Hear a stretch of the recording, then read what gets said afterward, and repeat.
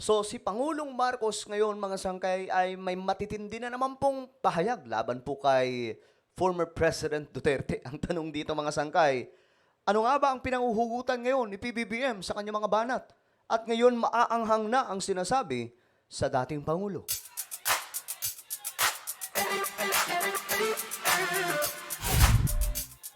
So ngayon mga sangkay talagang lumabas na no, yung talagang totoong nilalaman ng puso ni Pangulong Bongbong Marcos. Siguro matagal na po niyang tinitiis yan mga sangkay, kinikimkim. Kaya nga lang ayaw po niyang bumanat. Pero since campaign season, no? Pag campaign season kasi mga sangkay, labasan po yan ng baho, labasan po ng mga batikos, propaganda at marami pa pong iba. Ngayon, may bago na naman pong pasabog. Si Pangulong Bongbong Marcos, abay, mga sangkay, binanatan po ang dating namumuno sa ating bansa. Well, again, mga sangkay, ako neutral po ako sa mga awayan na to. Wala naman po akong pakialam. Basta, ibabalita lamang po natin ito mga sangkay kung ano po yung kanilang mga batikos. At titingnan po natin yung mga katotohanan tungkol po dito sa mga pahayag ni PBBM. Dahil dito mga sangkay, ipapakita po natin ang realidad sa mga pahayag ni Pangulong Bongbong Marcos tungkol po kay former President Duterte. Anyway, bago tayo mag-umpisa, no, pakisubscribe po muna yung ating YouTube channel. Sa baba ng video na to, mga sangkay, makikita nyo po yung subscribe button. Check nyo po yan, tapos i-click nyo yung bell. Okay? Pindutin nyo yung subscribe, pindutin nyo po yung bell, at pindutin nyo po yung all. At sa mga nanonood naman po sa Facebook, i-follow nyo po yung ating Facebook page. Shoutout nga pala sa lahat ng mga Solid Sangkay. Mag-comment po kayo sa ibaba ng hashtag Solid Sangkay kasama po ang inyong mga lugar para syempre magkakilala po tayo dito sa YouTube at Facebook. Okay, eto na nga guys. Itong mga banat po ni PBBM talagang naglalagablab na naman, ano, mga sangkay. Ito oh. Bagong-bago. Bawat rally, may banat po si Pangulong Bongbong Marcos. Sabi po ni PBBM, sinabi ni President Marcos Jr. na posibleng bumalik ang Pilipinas sa pagiging probinsya ng China kung magkakamali ang mga Pilipino sa pagboto ng mga bagong opisyal sa 2025 midterm elections. Bagaman walang direktang pinangalanan, sinabi ito ni Marcos sa gitna ng iringan ng kanyang administrasyon at ng pamilya ni former President Duterte. Ngayon mga sangkay, ito ang kanyang sinabi. Sabi ni PBBM, sa pagboto ninyo, mamili kayo kung tayo ba ay babalik sa panahon na gusto ng ating mga liderato ay ang Pilipinas maging probinsya ng China. Matindi yan mga sangkay. Matinding pahayag yan. Alam nyo, hindi po natin nakita si PBBM na ganitong klase umatake. Kasi for the longest time, ang mga Marcos hindi po talaga nagsasalita ng mga maaanghang. Parang ito po yung first time na bawat pahayag niya, matatawag po nating first time kasi parang ngayon lamang po ito nangyayari. Di ba, mga sangkay, yung mga banat? Madalas kasi, walang problema, okay lang yan. Di ba?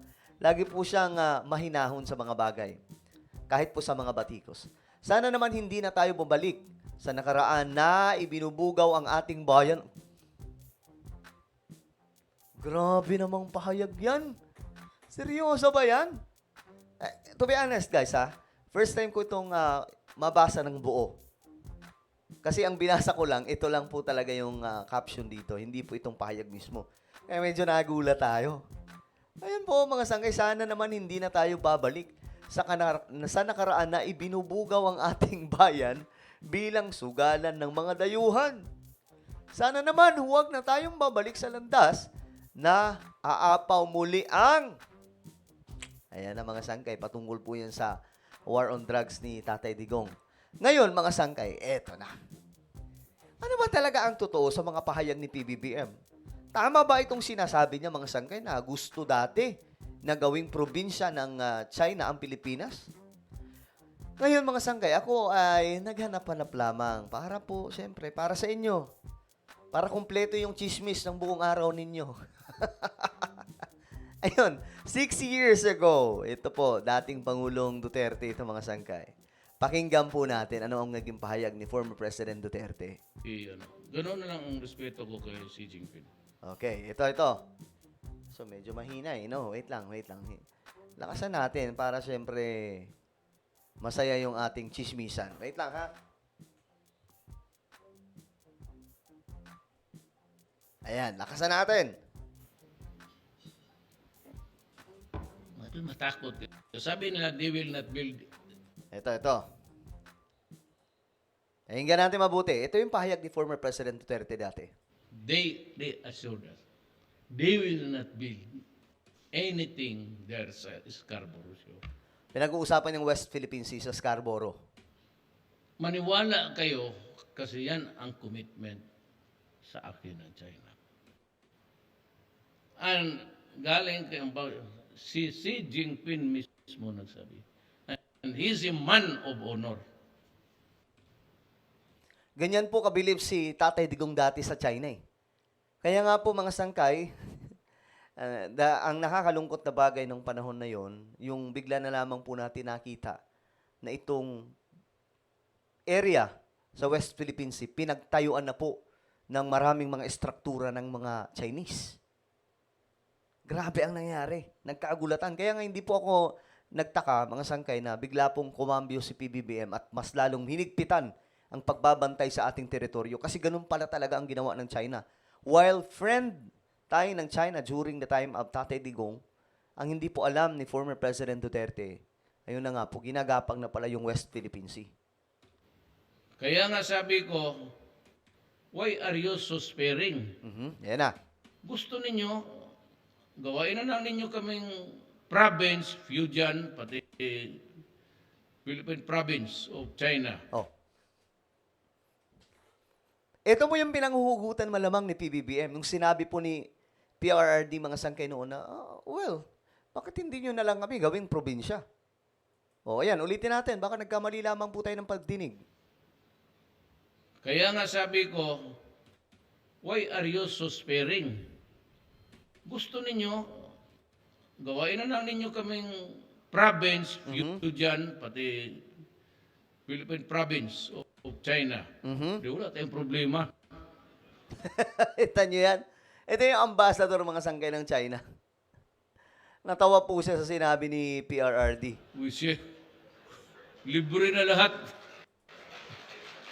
Oh, may mga nagpalakpakan din, pero hindi lahat, mga sangkay. Siyempre, ang sabihin mo ba namang gawin na lang probinsya ng China ang Pilipinas? Ngayon, mga sangkay, ito pa. Talagang grabe noon, mga sangkay, ang China at Pilipinas. Tingnan nyo to. Pumunta po mismo ang presidente ng China sa Pilipinas. O yan, sa Malacanang po yan.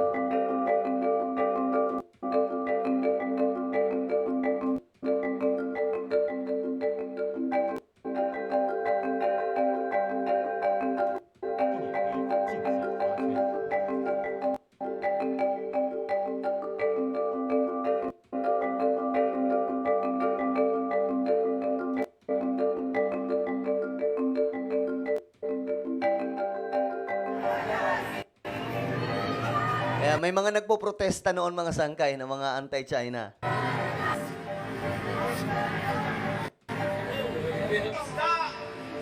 Ngayon, ito pa.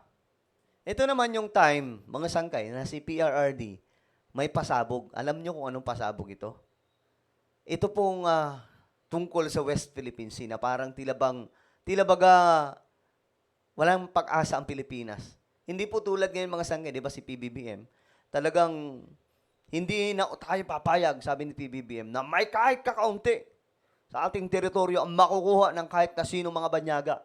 So, si PRRD, iba po siya dito mga sangkay. Tingnan nyo, parang yung tipong wala na pong pag-asa na makuha po natin ang teritoryo natin. We can retake it only by force. There is no way that we can get back the tawag nilang Philippine Sea without any bloodshed. Oh, kasi ang paniniwala nila mga sangkay, na para mabawi daw po yung West Philippine Sea, lalong-lalo na po sa Scarborough or sa Ayungin, kailangan po ng gera. Which is hindi po. Tingnan nyo ngayon nangyayari mga sangkay, di ba? Hinihigpitan nila PBBM. May gera bang nagaganap? Wala, mga sangkay. Kahit po pinapalagan tayo ng China, ang Pilipinas hindi gumaganti ng mabigat, mga sangkay, pero wala pong nangyayaring gera. 'Di ba? Alam niyo bakit? Takot ang China na mangyari ito. Dahil kapag ginawa nila, na ginera nila tayo, andyan po yung napagigitnaan po sila ng India at Japan. At any moment, pwedeng tumulong itong India at Japan. Laban po sa China. So, durog ang China kapag nangyari yan. Buti sana kung mga pipitsugin ang Japan at India. Itong mga kaalyadong bansa ng Pilipinas, malalakas. Nasa top 7 na pinakamalalakas sa buong mundo pagdating po sa sandatahan. Pero dito, malumanay na PRRD mga sangkay na talaga bang takot po sa China. You know the cost of war. And if we go there and really to find out and to assert jurisdiction, it would be bloody. It would result in a violence that we cannot maybe win. Lorenzana then Kasi mga sangkay, ang itinanim sa isip sa atin noon, kapag pinakialaman natin ang China sa West Philippine Sea, magkakagera. Nakakatakot. Huwag tayong ganun. Actually, naniwala nga ako niya nung una mga sangkay. Pero nung nakita ko na yung action niya ni PBBM na wala naman palang nangyayaring gera, naisip ko, bakit pala may kipaggera ang China kung ang kanilang bansa malago, ang ekonomiya? Di kawawa sila nun. Mawawasak lamang. Mangyayari nun mga sangkay. Masasayang ang kanilang mga pinagpagura na pagpapalago ng kanilang ekonomiya. Dahil ang isang bansa na nasa gera, parehas po, tabla. Parehas talo. Diba mga sangkay? So ngayon, alam na po natin kung ano ang pinanguhugutan ni PBBM dito na sinabi ni Pangulong Marcos na sa pagboto ninyo mamili kayo kung tayo ba ay babalik sa panahon na gusto ng ating mga liderato ang Pilipinas magiging probinsya na ng China. Well, ano po ang inyong opinion? Just comment down below. Meron po tayong YouTube channel, Sangkay Revelation. Hanapin niyo po ito sa YouTube, guys. Ga-upload po tayo dito ng mga magaganda pong topic regarding po sa Bible prophecy. Alright, so i-click niyo po yung subscribe, i-click ang bell, at i-click niyo po yung all. Ako na po ay magpapaalam, mag-iingat pong lahat. God bless everyone.